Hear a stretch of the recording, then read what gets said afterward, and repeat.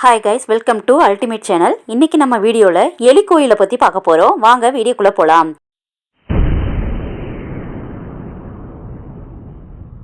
எலி கோயில் என்பது கர்ணிமாதா கோயிலை தான் சொல்கிறாங்க.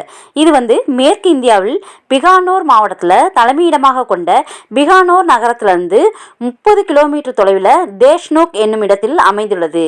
இது ஒரு துர்க்கை கோயில் ஆகும். இந்த எலிக்கோயிலில் ஏறத்தாழ 20,000 வழிபாட்டுக்குரிய கருப்பு எலிகள் இருப்பதாக கணிக்கப்பட்டுள்ளது. இந்த கோயில் மத்திய மற்றும் மேற்கு இந்திய பகுதியில் மக்களினுடைய ஆன்மீக சுற்றுலா தலமாக இது அமைந்துள்ளது.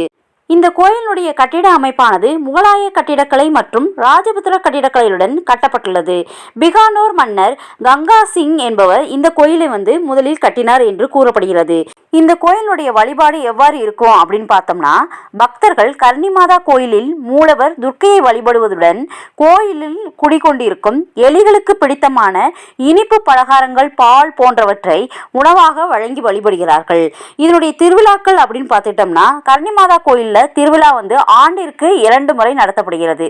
இதுல முதல் பெரிய திருவிழா மார்ச் ஏப்ரல் மாதத்துல தான், அதாவது சித்திரை வளர்பிறை முதல் நாள் முதல் தசமி வரை 10 நாட்கள் கொண்டாடப்படுவதாக கூறப்படுகிறது.